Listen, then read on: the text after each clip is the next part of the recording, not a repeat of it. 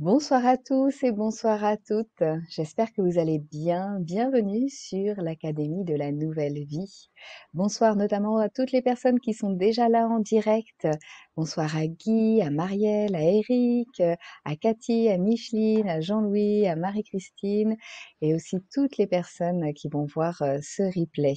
Et surtout, bonsoir à Michel qui est là ici présente et que je suis ravie d'accueillir. Bonsoir Michel. Bonsoir, bonsoir à tous. Je ne peux pas épeler votre nom parce que je ne les vois pas, donc moi je vous dis bonsoir à tous. Alors, ce soir, nous sommes ravis d'accueillir Michelle Goussens, qui est praticienne, Feng Shui de la nouvelle conscience. Et ce soir, eh bien, elle va nous parler d'amour, de vie amoureuse et de la maison. Que révèle votre maison de votre vie amoureuse? Donc, Michelle, si tu veux bien, est-ce que tu peux te présenter pour les personnes qui ne te connaissent pas en quelques mots? Oui, donc je suis Michelle Gossens, je suis praticienne en Feng Shui. J'ai été diplômée en 2001. J'ai débuté par le Feng Shui traditionnel, puis je me suis tournée vers le Feng Shui occidental et ensuite, avec la pratique, j'ai créé ma propre méthode, donc qui est le Feng Shui de la nouvelle conscience. Super, merci beaucoup Michel. Alors ce soir, tu nous parles d'amour, tu nous parles éventuellement des blocages, des difficultés que l'on peut rencontrer dans notre vie amoureuse en lien avec notre habitat, notre maison et donc le feng shui. Et de quoi tu vas nous parler ce soir Je exactement? vais vous parler d'amour, de qualité d'amour et principalement de quand on est soit en couple ou quand on est à la recherche de son autre, de savoir exactement ce que l'on veut et d'utiliser en fait sa maison comme un outil qui nous donne des informations. Ok. Alors, si ça te va, tu nous as préparé aussi des supports que je vais lancer. Oui, Voilà. voilà. Et je te laisse la parole pour développer ce thème. Et si vous avez des questions pour les personnes dans le chat, profitez-en, marquez vos questions dans le chat. Vous pouvez aussi indiquer que c'est une question, comme ça je les verrai plus facilement et je les transmettrai plutôt à la fin de la conférence à Michel pour qu'elle puisse y répondre. Oui, donc encore une nouvelle fois, bonjour à tous pour ceux qui viennent d'arriver. Donc, comme je disais, je suis praticienne en Feng Shui, mais bien sûr, j'ai d'autres cordes à mon arc et en fait, je suis aussi formée en Vastu Shastra. Alors, je ne sais pas si vous connaissez le Vastu Shastra, mais en fait, c'est l'ancêtre du Feng Shui. C'est le Feng Shui indien. Donc, en fait, les Chinois, je suis désolée de vous le dire, mais n'ont rien inventé. Ils sont allés en Inde, ont ramené le Vastu, l'ont adapté à leur mentalité et donc ça s'est transformé en Feng Shui. Les Européens sont allés en Inde, ont ramené le Vastu et c'est devenu la géobiologie. Donc la géobiologie et le Feng Shui sont deux sciences qui sont complémentaires. Donc, je me suis formée également en psychogénéalogie, en homéopathie chamanique, en EFT niveau 3, en Reiki, en lettres hébraïques, en PNL, en énéagramme, en logosynthèse et encore bien d'autres choses. Voilà, donc dans cette conférence aujourd'hui, je vais vous faire découvrir en fait comment apprendre le langage de votre maison. Comment atteindre le niveau de conscience pour atteindre l'amour véritable. Et je vous parlerai de 3 étapes préliminaires pour introduire l'énergie d'amour chez vous. Alors, je vous ferai aussi découvrir à la fin de la conférence pourquoi les symboliques que vous installez en zone amour ne fonctionnent pas toujours ou ne fonctionnent pas à long terme. Donc, notre maison, en fait, est une sorte de corps supplémentaire, un huitième corps, si vous avez les notions de tous les corps énergétiques. Donc, c'est un huitième corps qui vient s'englober sur notre corps. Donc, je dis toujours, on est un peu comme des escargots. Quand on se promène, eh bien, on a toujours un peu sa maison sur son dos.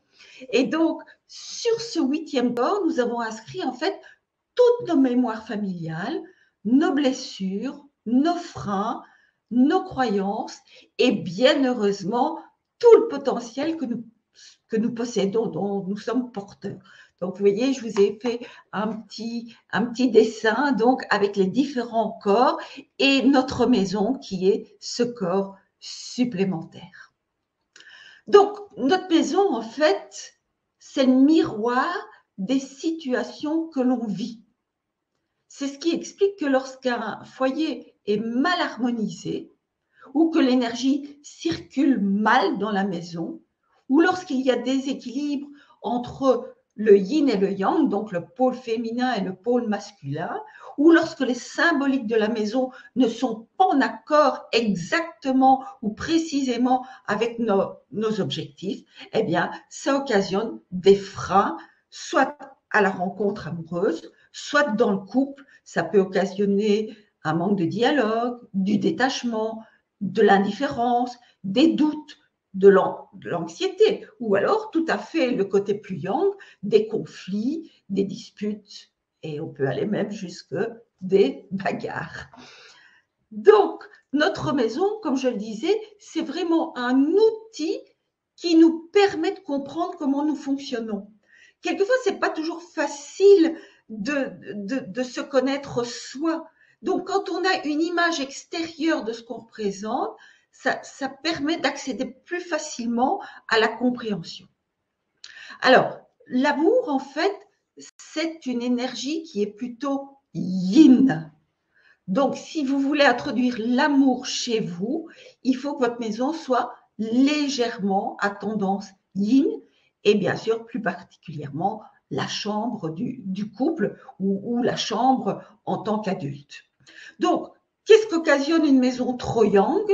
Eh bien, ça peut amener dans la vie amoureuse le détachement, la solitude, la froideur des sentiments, le contrôle sur l'autre lorsqu'on est en couple, ou amener à vouloir changer son partenaire et lui faire ressembler à notre idéal. Donc, vous comprenez ici que je ne suis pas en train de donner des conseils. Moi, en fait, je travaille avec le Feng Shui, je dis toujours, je travaille à l'envers avec le Feng Shui. Bien souvent, quand on entend des praticiens en Feng Shui, ils nous disent, il faut faire ça ou ne pas faire ça. Souvent, ça ne dure pas longtemps. Pourquoi? Parce que tout simplement, ça ne nous correspond pas ou qu'on n'en a pas eu la compréhension. Tandis que quand on observe sa maison, quand on découvre en fait son langage, eh bien, ça permet de dire, tiens, est-ce que ce que j'ai installé là, ou est-ce que mon environnement correspond à mes objectifs? Oui, c'est OK alors. Non, eh bien, qu'est-ce que je dois changer? Et donc, après, l'étape suivante, c'est, j'ai compris que ça ne me convenait pas, je passe à l'étape suivante, je change les choses. Donc, je reviens, j'avais parlé d'une maison trop yang, maintenant je vais parler d'une maison trop yin, parce que malgré tout, c'est toujours la polarité et la recherche de l'équilibre. Donc, quand on est dans une maison qui est trop yin, eh bien, ça peut amener à s'oublier dans la relation, donc d'avoir trop d'attachement, trop de dépendance. Ça peut amener à une relation basée sur le renoncement, l'oubli de soi, à la soumission et éventuellement à toujours jouer à la victime. Donc, le déséquilibre dans un sens ou dans l'autre, trop yin ou trop yang, finira en fait tôt ou tard par engendrer des frustrations suffisantes pour conduire toujours à la rupture. Donc, dans un sens ou dans l'autre, on arrive dans l'excès. Alors, vous allez me dire, mais qu'est-ce que c'est qu'une maison yang? Une maison yang, c'est une maison plutôt à tendance masculine. Donc, qu'est-ce qui se passe? Une circulation d'énergie souvent trop rapide. Hein. Il y a, quand on utilise des couleurs, c'est souvent beaucoup de blanc, de gris, de couleur métal. Il y a des grandes ouvertures, principalement vers des orientations cardinales yang, donc vers le sud, des matériaux assez yang aussi, comme la pierre, le verre, les meubles design, et une maison qui est plutôt dans la verticalité. Donc, une maison souvent haute, avec plusieurs étages, une maison avec des colonnes, des meubles qui sont hauts. Alors, je ne vais pas vous dire ici, vous devez absolument avoir une maison style ancien ou style moderne. Non, on est toujours en fait dans la recherche de l'équilibre entre le yin et le yang. Alors, qu'est-ce qui est yin, qu'est-ce qui est yang? Ben, c'est toujours yin par rapport au yang. Donc, en fait, si vous habitez une maison avec 2 niveaux, mais que vous êtes situé à côté d'un immeuble de 15 étages, bien, votre maison sera plutôt à tendance yin par rapport à l'immeuble. Par contre, si vous avez une maison de plein pied et que vous êtes à côté d'un environnement avec des petites masures, des petites cabanes, ben, votre maison aura tendance à être plutôt yang. Donc, on compare toujours, c'est toujours une comparaison. Et donc, une maison yin, ben, c'est une maison qui sera plutôt dans l'horizontalité, avec une circulation d'énergie beaucoup plus lente, des chats stagnants, des couleurs terre, donc comme du marron, du brun, du beige, beaucoup de meubles anciens, foncés, des matières plutôt yin, comme des tapis, de la moquette, du tissu sur les murs. Donc, presque pas d'étages, plutôt dans l'horizontalité. Alors, pourquoi bon nombre de personnes sont insatisfaites de leur vie amoureuse? Pourquoi? Parce que l'amour se vit au niveau de conscience dans lequel notre maison vibre. Donc, je vous ai dit que notre maison était le miroir de ce que nous vivons. Donc, elle est le reflet de qui nous sommes. Donc, si nous vibrons suffisamment bas, eh bien, notre maison vibre haut aussi. Donc, vous avez compris que l'idéal, en fait, c'est de travailler sur nous et en même temps sur notre maison. Parce que qu'est-ce que ça permet? Ça permet d'avancer plus rapidement.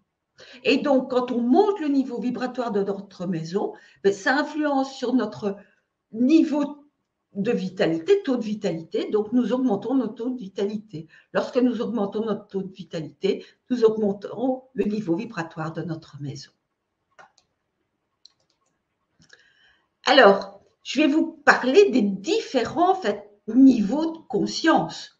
Parce que la qualité d'amour que l'on obtient, c'est suivant le niveau de conscience sur lequel on vibre.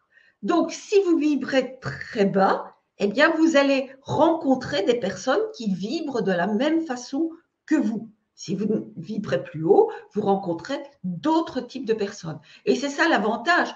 Plus vous vibrez haut, plus vous rencontrez des personnes de qualité et plus vivez une relation amoureuse de qualité, en fait. Alors, qu'est-ce que c'est que En fait, normalement, il y a 7 niveaux. Je vous ai fait un petit tableau qui passera par après, mais disons que dans le monde terrien, le monde matériel ici, l'idéal, c'est de vibrer entre le 3e, 4e et éventuellement le 5e niveau. Les 2 autres niveaux, on n'est plus ici sur Terre, en fait. Donc, vous avez compris un petit peu que ces niveaux correspondaient un petit peu à nos différents chakras. Nous avons 7 chakras. Eh bien, en fait, notre maison, eh bien, elle peut vibrer à ces différents niveaux. Donc, le premier niveau de conscience, c'est celui, en fait, de la conscience instinctive, où tout est question de survie. Ce sont les lieux de guerre, de certaines dépendances comme l'alcool, la drogue, les endroits qui viennent de vivre une catastrophe. Donc, pour le moment, on sait ce qui se passe en Ukraine. Eh bien, les gens sont simplement à l'état de survie. Donc, ils étaient certainement à un niveau plus haut.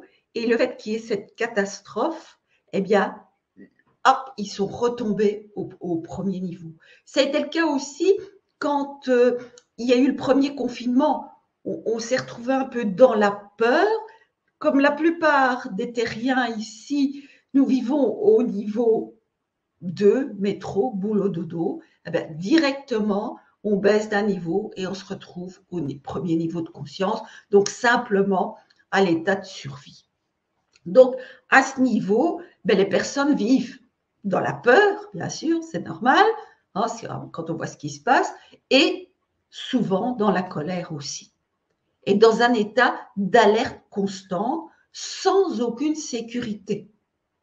Et donc, bien sûr, si elles vivent dans ce milieu-là, ben, elles rencontrent des personnes qui vivent comme elles. Alors, le niveau 2, c'est déjà un petit peu mieux, hein, c'est celui de la conscience collective. Donc, à ce niveau, eh bien, comme je vous ai dit, on vit dans le métro, boulot, dodo. Donc, on développe le sens des relations humaines, on possède bien sûr à ce niveau-là un ego très puissant, mais on risque toujours de tomber dans la maladie, dans les dépressions ou dans les dépendances. Parce que quand on vit à ce niveau-là, ben, un petit décalage dans quelque chose et hop, on rebaisse à un niveau inférieur en fait. Alors, le troisième niveau de conscience, là, c'est déjà encore un peu mieux. Donc, on fonctionne sur la dualité du mental. Donc, on recherche en fait le pouvoir. C'est nous avant les autres. Donc, c'est le plan souvent des leaders, c'est le début de l'individualisation.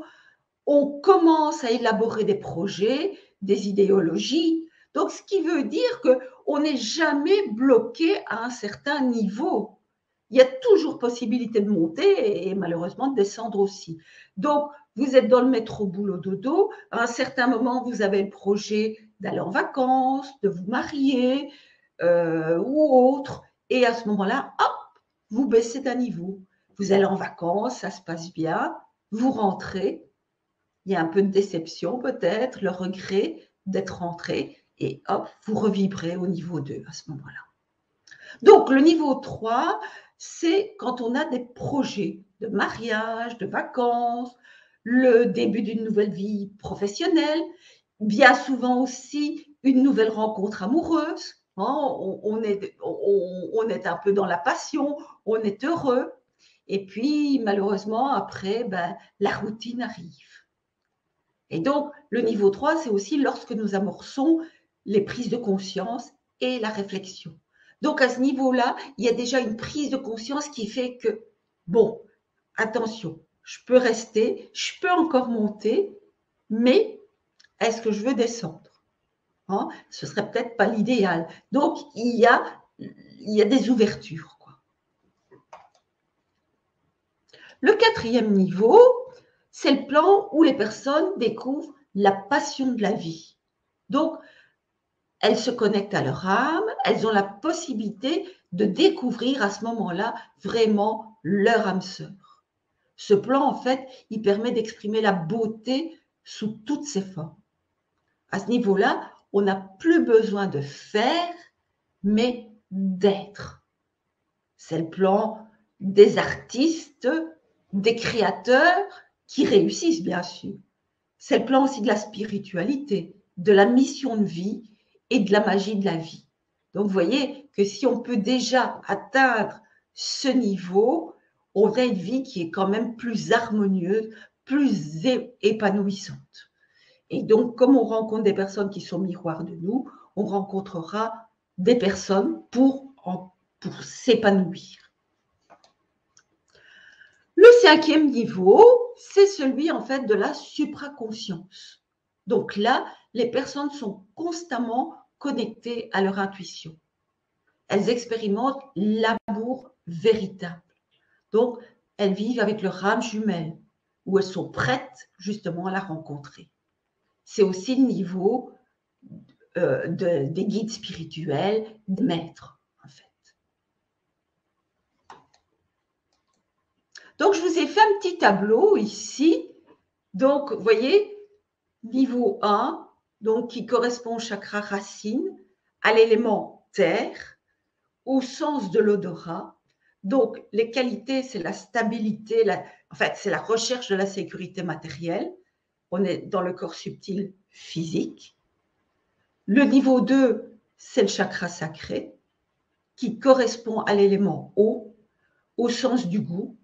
Les qualités, c'est la créativité, la compassion et dans le corps émotionnel. Donc, on peut remarquer aussi que si vous avez par exemple des parasites dans votre maison, comme des cafards ou des rats par exemple, eh bien en fait, ces parasites ne vivent qu'au niveau 1. Donc ça peut être aussi des pistes pour se dire, ouh là là, il y a un problème chez moi. Dès que vous montez le niveau vibratoire de votre maison, eh bien en fait, ces parasites quittent le lieu. On peut remarquer aussi que si, par exemple, on a des problèmes d'odorat, hein, eh bien, en fait, le fait de remonter d'un niveau vibratoire, eh bien, ce sens peut s'améliorer. Alors, après, on passe donc au troisième niveau, le niveau du plexus solaire, qui correspond à l'élément feu, au sens de la vue. Et donc là, les qualités sont l'enthousiasme, la tolérance, et on est dans le mental. Le quatrième niveau, c'est le niveau du cœur, dans l'élément air, donc le sens du toucher, la satisfaction, la mobilité comme qualité. On est sur le corps astral. On passe au cinquième niveau, c'est le chakra de la gorge. Donc, c'est correspond à l'élément éther, au sens de l'ouïe, à l'estime de soi, à la paix intérieure, et c'est le corps éthérique. Et puis, comme je vous ai dit, il y a un sixième niveau, donc le niveau du troisième œil, qui correspond à un élément de lumière, au sens de l'intuition. Donc, on est toujours connecté à son intuition. C'est la clairvoyance et c'est le corps bouddhique. Et donc, le septième niveau, mais comme je vous ai dit, c'est un niveau qui n'existe pas sur Terre. Donc là, on est au niveau du chakra coronal. C'est le moi spirituel, c'est le champ de conscience et c'est le corps causal. Donc, comment atteindre le niveau de conscience pour atteindre l'amour véritable? Ben, si vous êtes déjà là aujourd'hui, c'est parce que vous êtes certainement soit à la sortie du niveau 2 ou déjà dans le niveau 3 ou même au début du niveau 4. Pourquoi? Parce que vous avez eu une prise de conscience qu'il fallait que quelque chose bouge dans votre vie, que les choses changent et que maintenant vous êtes prêt à vous investir. Donc, je vais vous parler un petit peu de la relation amoureuse, bien sûr. Au moment de la relation amoureuse, qu'est-ce qui se passe? Comme je vous l'ai dit tantôt, on passe à un niveau de conscience qui est supérieur.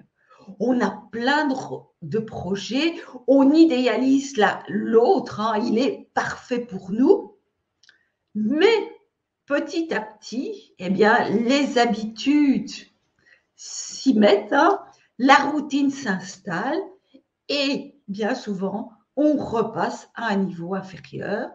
Donc, si on était déjà dans le quatrième niveau, ben, c'est encore bien parce qu'on passe au troisième. Hein, mais si on était au niveau du métro boulot dodo, eh ben, on se retrouve au niveau de survie. Donc, c'est pour ça qu'il est important de toujours vérifier le niveau vibratoire de sa maison.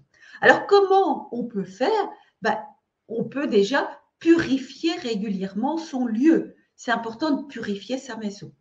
Alors, il y a des maisons qui auront tendance, je vais dire, qui devront se purifier plus rapidement.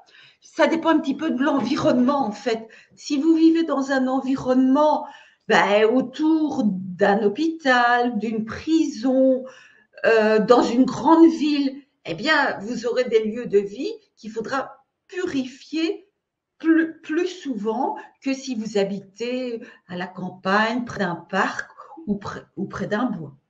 Alors, tous les occupants de la maison arrivent aussi avec leur taux de vitalité. Donc, si au travail, par exemple, vous avez des soucis, qu'il y a des mésententes, des choses comme ça, des conflits, quand vous rentrez chez vous, vous revenez avec cette charge aussi. Et donc, vous imprégnez les murs de votre maison de cette charge énergétique.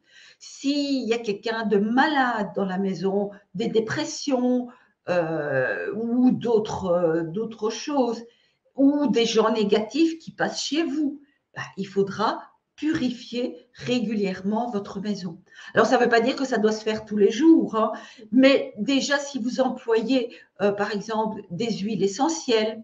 Alors, le nettoyage peut se faire avec des encens, mais les encens, c'est fait pour nettoyer. Après, si vous voulez mettre une information, il vaut mieux introduire, par exemple, des huiles essentielles de qualité. C'est assez important. Les orientations cardinales de la maison ont aussi une influence sur la qualité de l'énergie qui règne.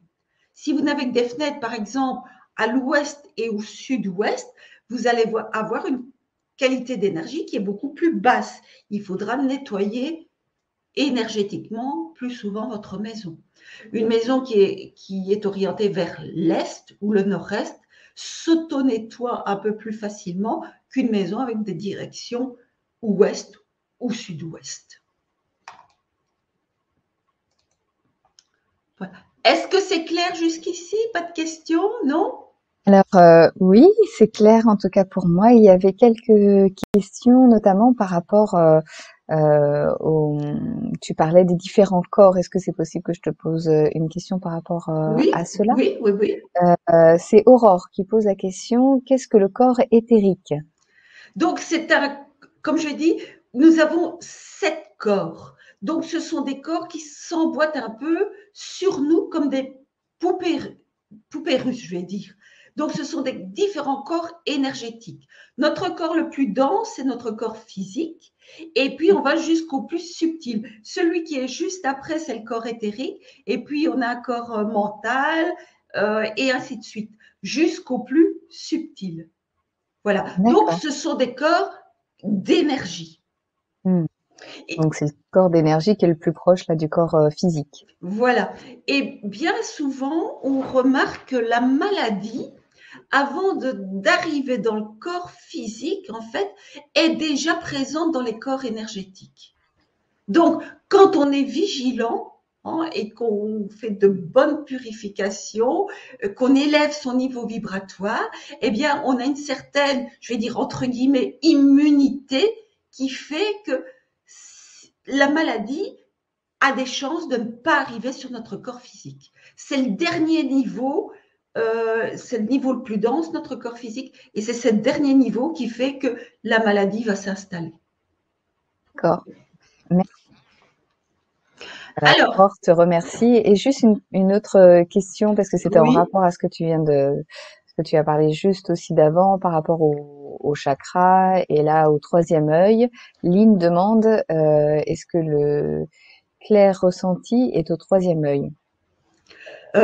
oui, hein, oui, oui, oui. Ben, toutes les personnes qui sont dans l'intuition, c'est au niveau du troisième œil.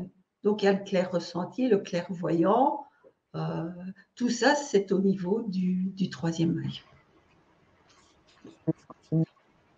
Alors, il y a une chose dont je ne vous ai pas parlé. Quand on parle feng shui, en fait, on parle de circulation d'énergie. Hein, donc, pour les personnes qui ont déjà lu des livres en feng shui, on parle d'énergie trop lente, trop rapide ou équilibrée. En feng shui occidental et en feng shui de la nouvelle conscience, on vient introduire une qualité à l'énergie. En fait, cette notion provient du Vastu Shastra. Donc, les Chinois ont un côté plus matérialiste, plus financier. Donc, eux sont plutôt dans une énergie, je vais dire, un peu à tendance yang. Que les Indiens sont plutôt légèrement yin. Vous voyez qu'il n'y a rien qui est toujours meilleur que l'autre, c'est toujours cette recherche de l'équilibre. Et donc, les Indiens ont une recherche du sacré.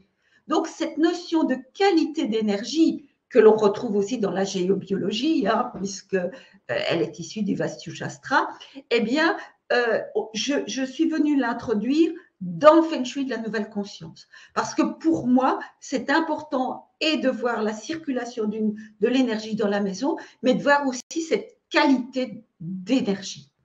Et donc, cette énergie, elle elle circule dans tout. Tout ce qui est autour de nous est énergie.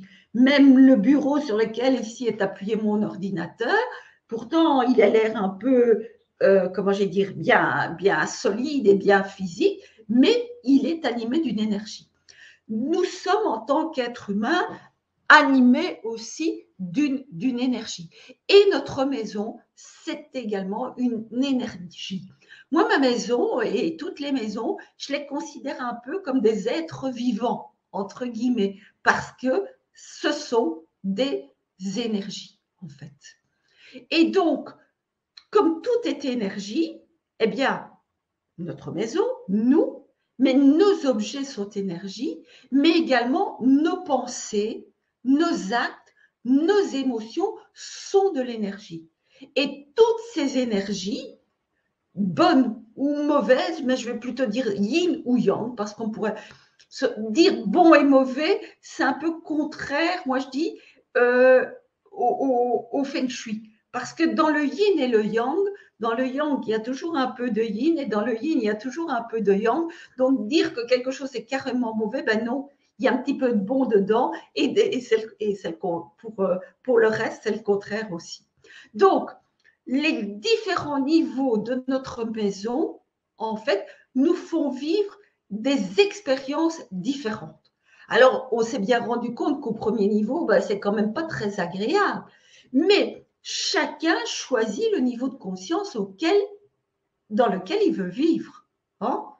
Et donc, tous les objets dont ils s'entourent font aussi que soit ils sont chargés d'une énergie de plus ou moins de qualité, et comme ils émanent dans notre maison, eh bien, ça fait que le niveau vibratoire monte ou descend chez nous. Et comme je disais, notre environnement aussi. Notre maison, elle est implantée quelque part. Donc, le feng shui, ça s'occupe de l'intérieur, mais ça s'occupe aussi de l'extérieur, en fait. Donc, les 3 étapes préliminaires pour introduire l'énergie d'amour chez nous, c'est de, comme j'ai dit déjà, purifier. Mais qu'est-ce qu'il faut faire aussi? C'est trier, ranger et éliminer les objets dont on n'a plus besoin. Puisque comme tout est énergie, plus vous accumulez des choses chez vous, en fait, si vous voulez, avec tous les objets que vous possédez, c'est comme si vous aviez des liens énergétiques. Vous êtes relié à tout ce que vous possédez. Plus vous possédez, plus il y a des liens, et plus il y a des liens, plus il risque d'avoir des nœuds. C'est comme dans une pelote de laine. Plus on défait, plus il risque d'y avoir des nœuds. Donc, il y a une chose aussi, c'est que les objets qui sont, par exemple, cassés, abîmés, eh bien, détériorés, ou par exemple des ampoules, je mets la main en l'air parce que je montre les spots qui sont au-dessus de moi, par exemple des ampoules qui ne fonctionnent pas, tout ça crée aussi des blocages, en fait, d'énergie. Alors, si on revient à la relation amoureuse, eh bien, en fait, si on garde des objets de nos anciennes relations, eh bien, en fait, ça crée un peu des blocages pour que quelqu'un de nouveau entre dans notre vie. Je vais vous raconter lors d'une expertise, j'étais allée chez une dame qui venait de se séparer de son conjoint et qui voulait s'ouvrir à une nouvelle relation. Et donc, quand j'arrive dans la maison, cette dame explique qu'en fait, son conjoint habite l'autre partie de la maison. Donc, en fait, c'était une maison à l'origine qui était une maison privée avec sur le côté un commerce. Et donc, la dame occupait avec ses filles la partie privée et le monsieur était, était du côté de l'ancien commerce. Et quand je visite la chambre de la dame, parce que la dame, en fait, ce qui s'était passé aussi, c'est que entre la maison privée et le commerce, donc la maison qui était plus petite, eh bien, il y avait une porte. Donc, tout le monde pouvait passer toujours d'un côté à l'autre. Puis, je vais dans la chambre et là, qu'est-ce que je découvre? Je découvre un lit de 2 personnes, mais uniquement avec un demi-matelas. Donc, en fait, il n'y avait que la moitié du matelas sur le lit. Donc, je demande à la dame, je lui dis, mais l'autre moitié, ah bien, c'est mon conjoint qui l'a repris. Ben, je lui dis, comment voulez-vous rencontrer quelqu'un si vous ne faites pas de la place pour cette personne? Parce que regardez, si quelqu'un arrive, qu'est-ce qu'il y a? Il n'y a pas de matelas. Hein. Donc, soit ne pas avoir l'ouverture vers les autres ou d'avoir, par exemple, ces placards pleins de vêtements personnels, même pas laisser de place pour celui qui va arriver, ben, c'est un peu bloquer l'arrivée de quelqu'un. Ou garder, par exemple, les vêtements, mettons, de l'ancien conjoint dans le placard, c'est empêcher aussi que quelqu'un arrive. Donc, il faut vraiment, pour s'ouvrir à une nouvelle relation, c'est faire le deuil soi-même de la personne, mais aussi faire le deuil des objets qui étaient installés dans la maison et donc les éliminer, éventuellement les rendre à la personne si ça lui appartient, ou si pas, ben, moi je dis toujours, on peut les vendre, on peut les donner, il y a toujours plein de possibilités. Ça, c'est déjà la première chose. La deuxième chose, c'est de savoir exactement le type de relation amoureuse que nous recherchons. Certaines personnes vont se dire, bah, tiens, moi j'aimerais bien rencontrer quelqu'un avec qui je voudrais par exemple avoir une vie privée, mais j'aimerais bien qu'on travaille ensemble. Donc, à ce moment-là, c'est un certain type de relation. Ou bien moi, je voudrais bien rencontrer quelqu'un, mais je veux garder ma liberté, je ne veux pas qu'il habite chez moi. Ben, voilà. Donc, quand on sait exactement ce qu'on veut, eh bien, on l'obtient. J'ai eu le cas d'une dame chez qui j'avais été faire une expertise il y a quelques années, qui avait toujours vécu comme célibataire. Elle était célibataire, mais elle n'avait connu que des hommes qui étaient mariés. Alors, je ne suis pas ici dans le jugement, chacun fait ses choix, mais pourquoi elle choisissait des hommes mariés? Parce que ça l'arrangeait bien d'avoir une certaine liberté. Arrivée à une cinquantaine d'années, elle vivait quand même un peu dans la solitude et elle avait envie de rencontrer quelqu'un. Et donc, c'est pour ça qu'elle a fait appel à moi pour l'expertise de sa maison. Donc, quand je suis arrivée, elle me dit, ben voilà, pour le moment, j'ai un compagnon qui est marié et elle me dit, il ne quittera jamais sa femme. Bon, donc là, c'était une de ses croyances personnelles. On ne sait pas ce qui peut arriver dans la vie. Mais elle me dit, mais moi, je voudrais bien rencontrer quelqu'un et vivre maintenant une vie de couple sous le même toit. Bon, ben, je dis, ben, écoutez, on va faire le tour de la maison, on voit ce qu'on peut mettre en place, etc. Donc, elle met en place. Et puis, quelques temps après, elle me réappelle et elle me dit, le feng shui, ça ne fonctionne pas. Ah, je dis, et pourquoi? Donc, je dis, ben, écoutez, je vais y retourner, on va voir ce qui se passe. Donc, je rentre chez elle et puis elle me raconte, ben, effectivement, j'ai rompu avec mon compagnon parce que, bon, puisqu'il n'allait pas quitter sa femme, bon, moi, je voulais rencontrer quelqu'un, vivre sous le même toit.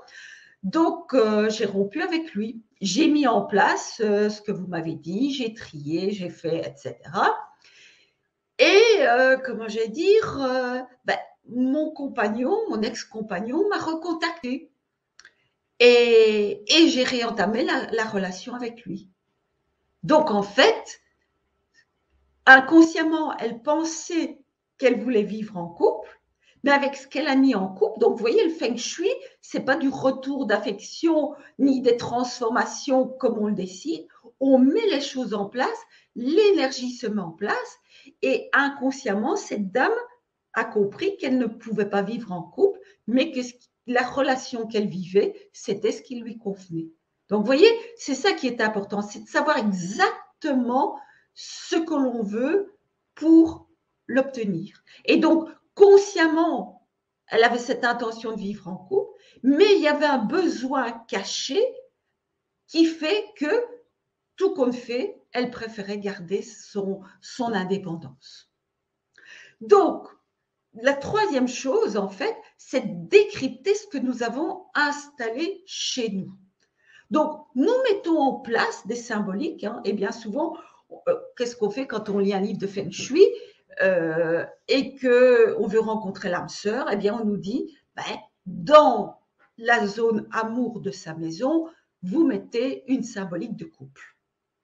Bon. Là, je vais encore vous raconter une anecdote d'une expertise. C'est une dame qui, là, on était parti.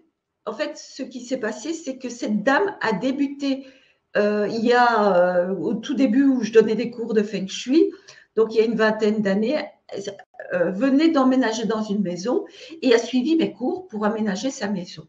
Elle était depuis 10 ans en couple et une fois que ce couple a emménagé dans cette nouvelle maison, cette nouvelle construction, eh bien, dans les 2 ans qui suivent, voilà, ils se sont séparés. Donc, elle fait appel à moi et elle me dit, bon, ben, je ne veux plus faire les mêmes erreurs que j'ai fait dans cette maison. Donc, aidez-moi à trouver la maison qui me convient. Donc, à ce moment-là, je n'impose jamais quelque chose à quelqu'un.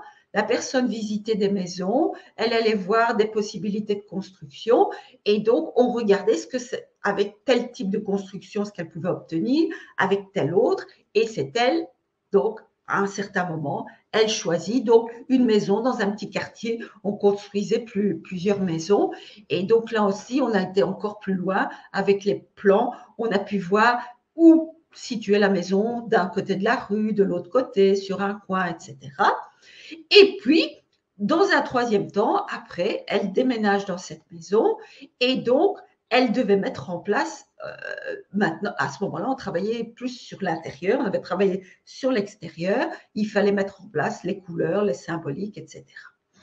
Et puis, un jour, elle me téléphone, toute contente, elle me dit, j'ai rencontré quelqu'un, je suis contente, j'ai rencontré quelqu'un, mais elle me dit, il ne bouge pas. Hein? Bon, et je dis, ben, faites-moi un peu une photo de votre zone amour. Alors, effectivement, elle avait bien mis une symbolique de couple, mais devinez un petit peu quelle était cette symbolique. Eh bien, c'était un couple qui n'avait pas de jambes et qui n'avait pas de bras. Donc, c'est quelquefois amusant parce que le vocabulaire que les personnes emploient correspond exactement à la symbolique qu'ils ont mise en place. Donc, si j'installe une symbolique qui n'a pas de jambes et qui n'a pas de bras, comment voulez-vous que la personne puisse embrasser et s'avancer vers l'autre? Donc, en fait, nous plaçons des symboliques avec nos blessures, nos croyances et nos peurs. Donc, c'est pour ça que je dis toujours, décryptons d'abord ce qu'on a installé sur les murs de notre maison, hein, de voir ce qu'on a installé. Est-ce que ça correspond? Est-ce que ça ne correspond pas? Ben non, j'ai mis quelque chose qui n'avait pas de bras, qui n'avait pas de jambes. Donc, ce n'est pas ce genre de relation que je recherche. Donc, vous voyez? Donc, inconsciemment, on met en place certaines choses pour se freiner. Peut-être aussi ici, dans ce cas-ci, c'était peut-être une peur. J'ai raté mon premier couple.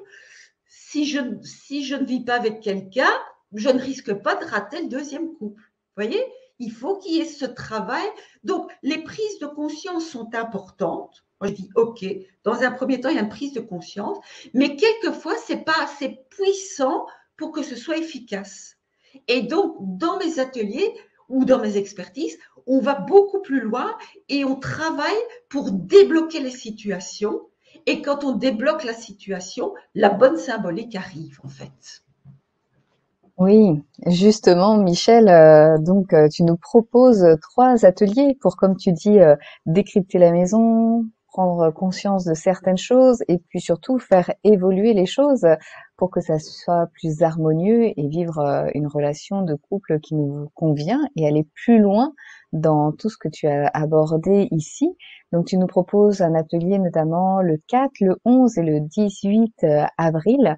Alors, je fais un petit aparté, je vous le mets là dans le chat pour les personnes qui sont là en direct. Donc, il suffira simplement de cliquer sur le petit bouton rose, je profite de l'offre dans le chat, et puis il y a un nouvel onglet ou fenêtre qui va s'afficher et vous aurez tous les renseignements sur ce que nous propose Michel. Et pour les personnes qui vont regarder en replay, soit sur le site de l'Académie de la Nouvelle Vie, donc d'ici 24 à 48 heures, le replay sera disponible, vous aurez bien la possibilité de vous inscrire aux ateliers juste en bas de la page. Et pour ceux qui nous suivent sur la chaîne YouTube de l'Académie de la Nouvelle Vie, le descriptif, dans le descriptif, il y a justement le lien pour atterrir sur les informations concernant ces ateliers. Sachez que vous avez la possibilité de régler en plusieurs fois et surtout aussi la possibilité d'avoir soit tous ces ateliers en replay autant de fois que vous souhaitez sur votre espace, ou bien de télécharger ces ateliers en vidéo et en MP3 pour les regarder en dehors d'Internet. Alors justement, Michel, de quoi vas-tu parler dans ces ateliers? Qu'est-ce que ça va nous apporter de faire ces 3 ateliers? Eh bien, en fait, effectivement, on va travailler sur ces 3 étapes, hein.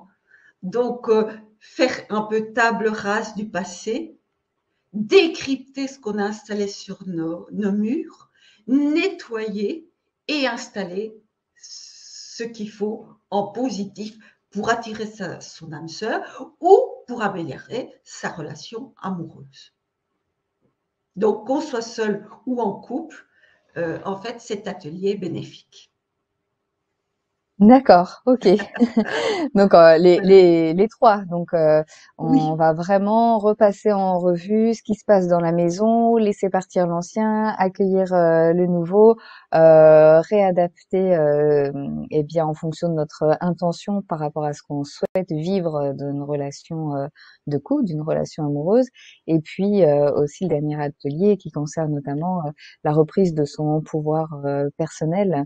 Euh, et donc aussi avoir des réponses à des questions que l'on peut se poser de manière très personnelle par rapport à notre maison et quoi mettre en place. C'est bien ça? oui, tout à fait. Ça va être un atelier pratique, hein.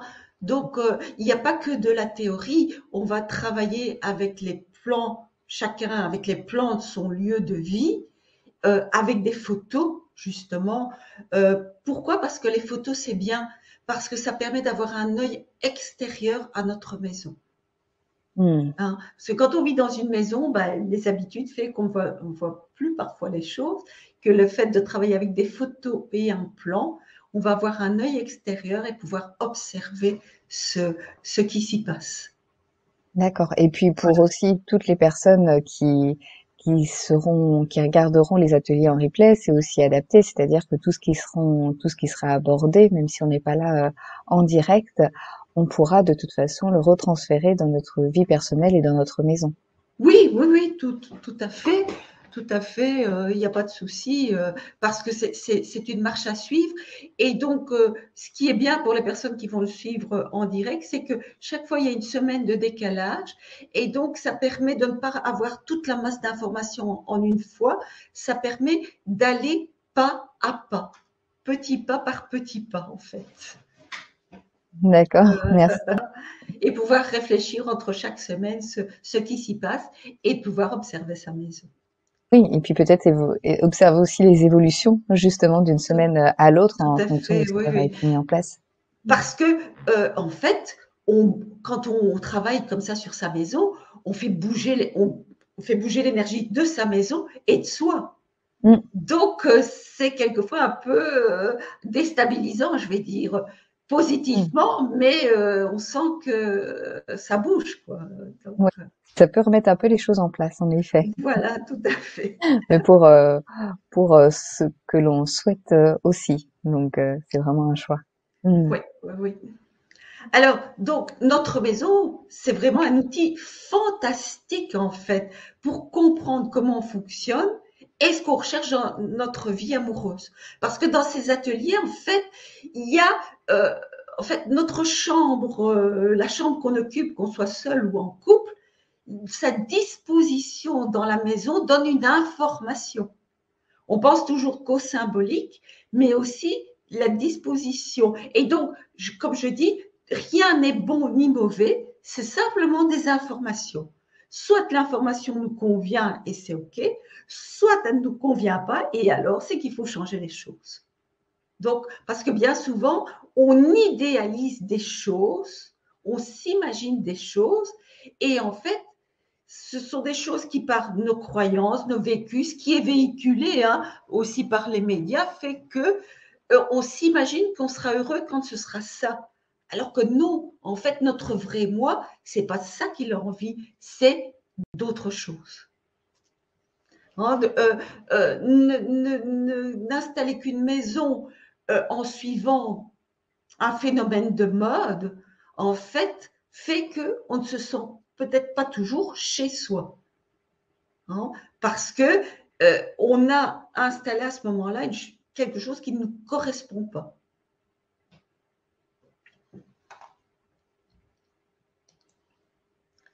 Donc, notre maison, en fait, on ne choisit pas une maison par hasard, en fait, parce qu'il y a une sorte de reconnaissance karmique.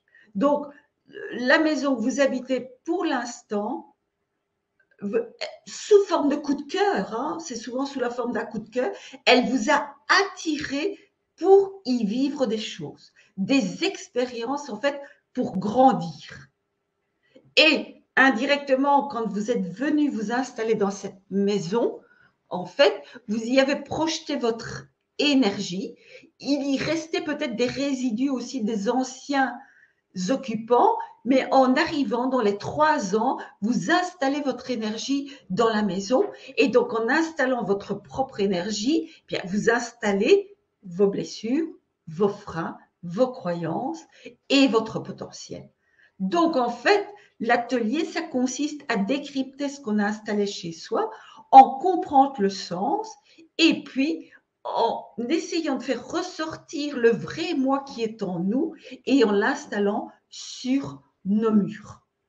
Donc, cette reconnaissance karmique, cette résonance est une formidable opportunité pour découvrir l'amour que l'on recherche et de savoir exactement le type d'amour que l'on recherche. Donc, cette inconscience, ces besoins cachés où ces blessures nous font en fait répéter des expériences, des situations à répétition. Donc, parfois, il y a des personnes qui rencontrent une personne, ça ne convient pas, et puis elles rencontrent une nouvelle personne et elles se rendent compte qu'elles ont mis en place exactement les mêmes choses et qu'elles sont dans les répétitions. Et donc, en fait, pour comprendre que c'est pas qu'il faut changer quelque chose, si elles ne comprennent pas ce qui est en elles, elles peuvent observer leur maison et elles vont comprendre pourquoi elles vivent toujours ces répétitions et ces expériences à répétition et à répétition. Donc, et qui souvent les font souffrir. Donc, découvrir pourquoi on veut vivre une vie de couple épanouissante, c'est en même temps aller chercher nos besoins cachés qui sont enfouis et les véritables besoins que l'on a. Qu'on soit seul ou qu'on soit déjà en couple, comme je dis, c'est exactement la même chose. Alors, ça permet aussi de mieux comprendre les situations difficiles, parce que quand on est en couple à ce moment-là, quand on vit une certaine expérience, le fait que c'est venu à la conscience, on se dit, on est à ce moment-là sur des choix. Ou je continue comme ça et je vais indirectement vers la destruction, ou non, ok, j'ai décidé de ne plus fonctionner de cette façon-là et je reprends confiance en moi et je vais vers un chemin, une relation plus épanouissante.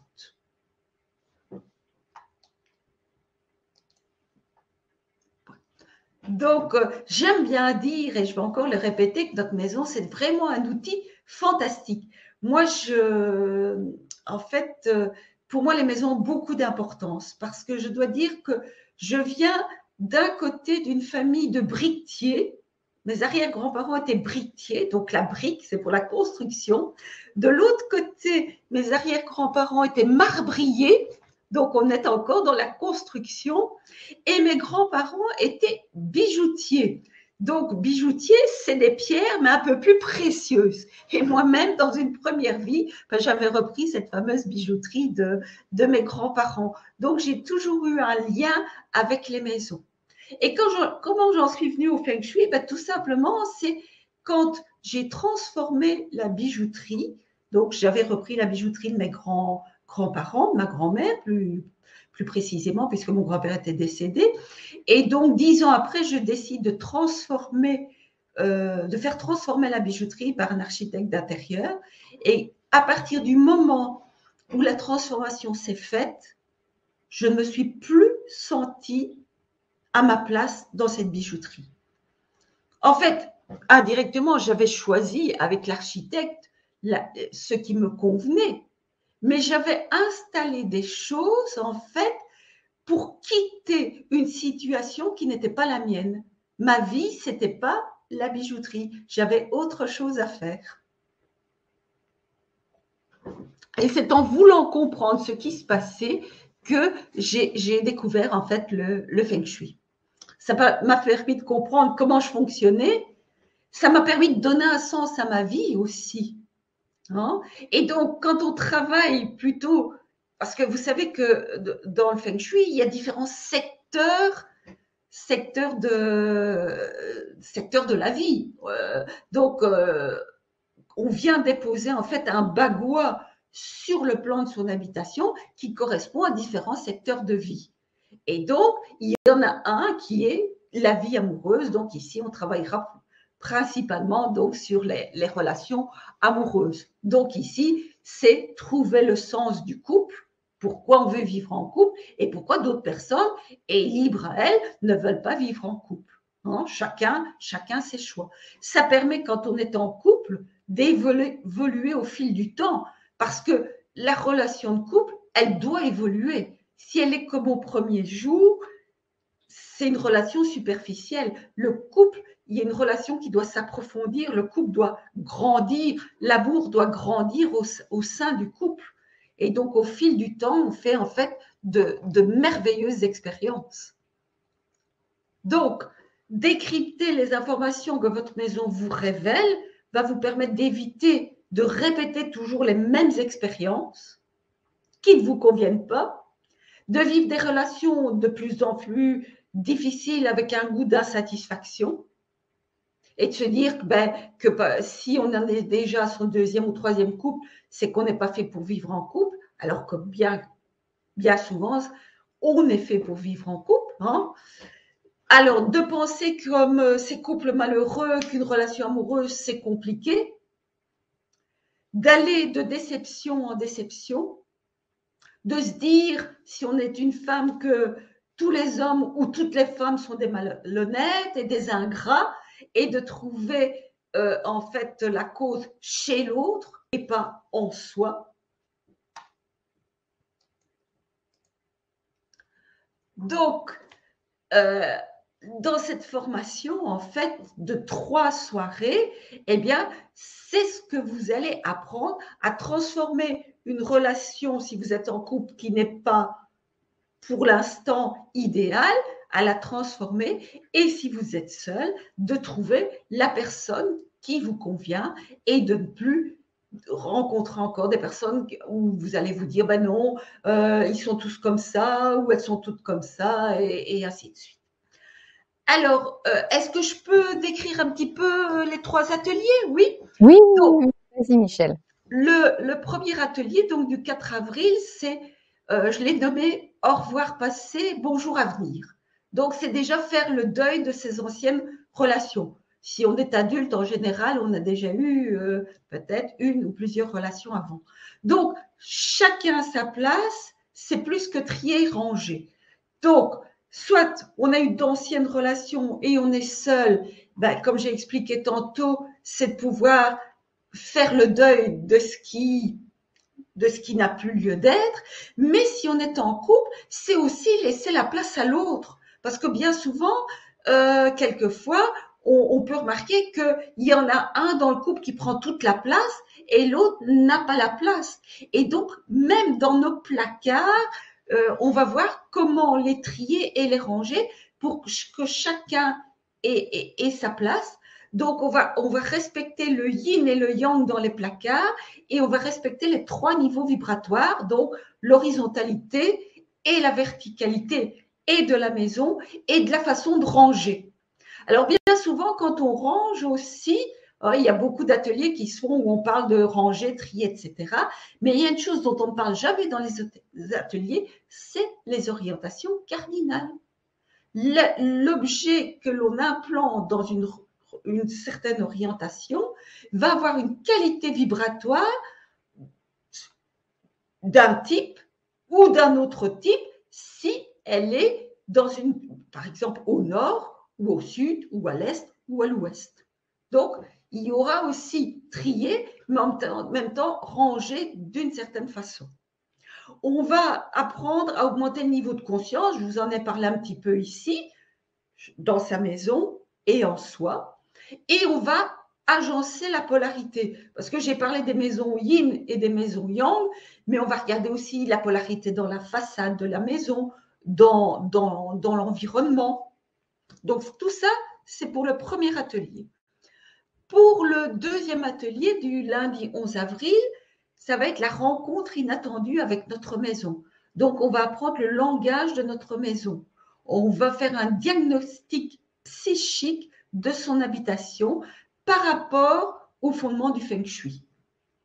On va aller trouver la pièce qui influence tous les secteurs de notre vie. Il y a une pièce dans la maison qui influence tous les secteurs, qui a une répercussion sur tous les secteurs de notre vie.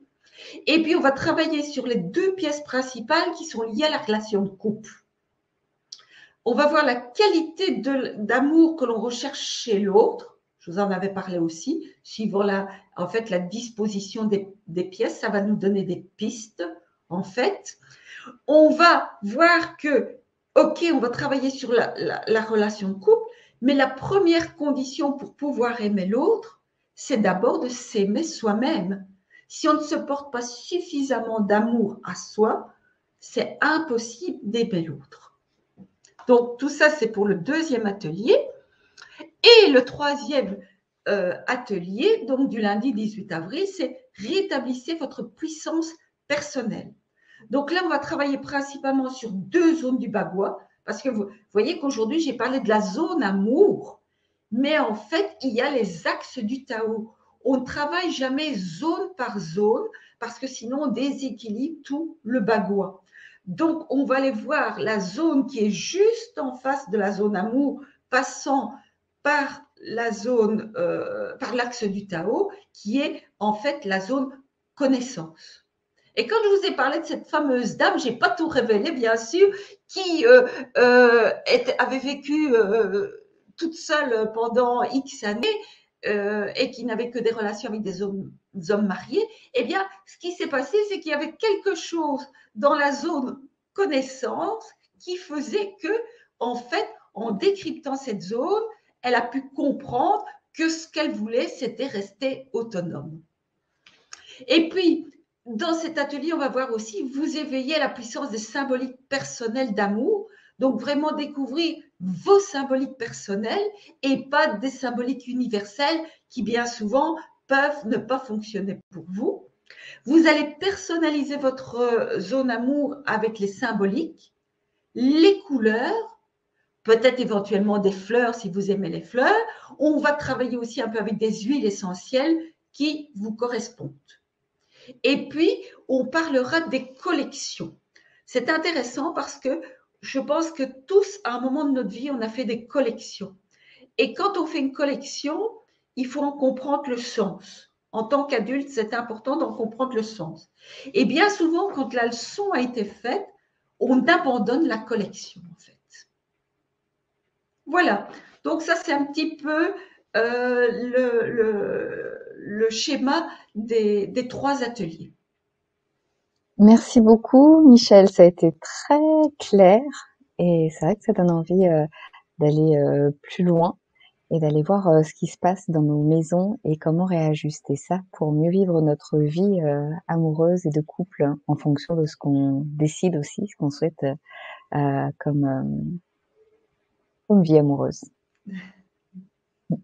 Alors, c'était tellement clair que là, il n'y a pas de questions spécifiques. J'avais demandé s'il y avait quelques questions avant dans le chat. Donc, si ça te va, eh bien, je vais te laisser quelques minutes pour le mot de la fin. Oui, voilà. Oui, j'ai oublié de vous dire en bonus, parce que si vous suivez l'atelier, vous allez recevoir une vidéo avec un tapping EFT, puisque je vous ai dit que j'étais formatrice aussi en EFT.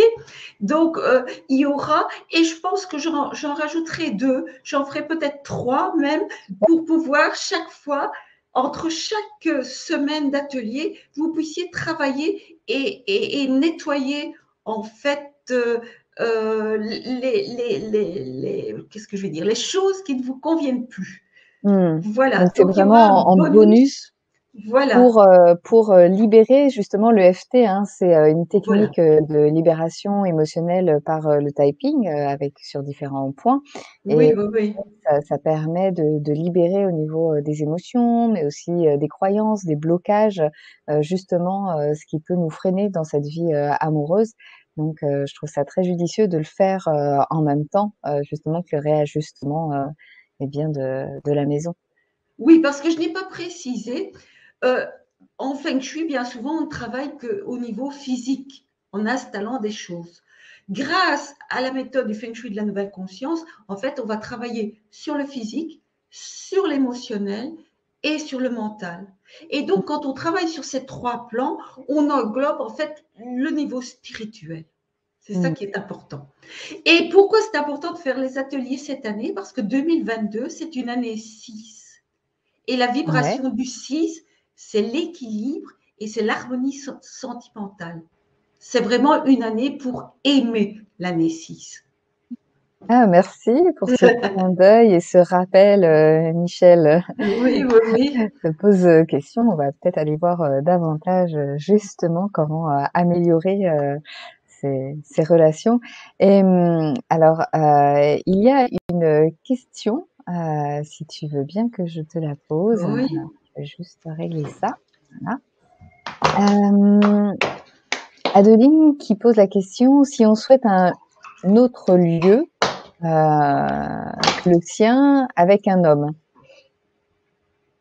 Alors, oui, mais en fait, euh, bien souvent, il y a des personnes qui me disent aussi, ah oui, mais je ferai appel à vous quand je déménagerai. Mais non, en fait, ce qu'il y a, c'est qu'il faut déjà travailler sur le lieu dans lequel on est. Parce que bien souvent, si on part, comme je vous ai dit, notre maison, c'est une énergie, mais un peu comme un escargot sur notre dos. Donc, on va partir avec les problématiques et on va aller les reproduire dans la nouvelle maison. Donc, en nettoyant déjà dans celle où on est pour l'instant, on va faire du nettoyage et ouvrir la voie pour la prochaine maison. d'accord, bah oui. C'est intéressant aussi de ne pas transporter Voilà. justement ce qui peut freiner dans une autre maison et puis euh, et puis de partir léger et puis c'est d'autres bases peut-être. Oui. Sandrine demande, enfin me dit déjà très intéressant, avoir une activité chez soi dans un T2. Est-ce que ça empêche la venue? Je pense que c'est d'une compagne ou d'un compagnon. Pas du tout. Mais ce qu'il y a, c'est qu'il faut bien délimiter la vie privée de la vie professionnelle. Alors, si l'endroit n'est pas très grand, eh bien, c'est de créer des atmosphères différentes. Donc, quand on est dans sa vie privée, en feng shui, on peut travailler sur les couleurs, sur les éclairages. On peut placer des paravents, des choses comme ça pour dissimuler, par exemple, son bureau professionnel. Et que Hmm. donc, voilà, il faut bien départager les différents secteurs de notre vie, c'est ça, quoi. Ah oui, Si on est dans sa vie intime, créer une atmosphère qui favorise l'intimité du couple, par exemple, et puis quand on est dans la vie professionnelle, si c'est la même pièce, ben, créer une atmosphère différente. Parce que comme ça, notre inconscient et notre cerveau, lui, il voit des choses mises en place différemment dans la pièce ou dans l'appartement et se dit, OK, ici, je suis en mode vie professionnelle. Là, je suis en mode vie intime ou vie personnelle ou vie familiale. hein.